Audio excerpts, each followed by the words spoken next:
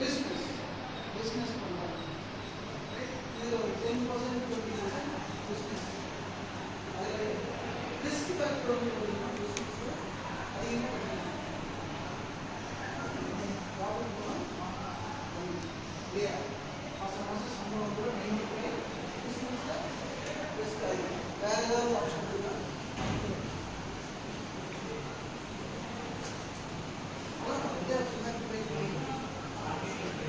Marketing, that is also going for a job, right?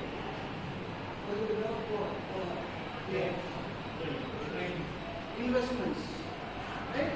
Investments, highly risk. Okay, 90% of the failure, but after your option, where job, self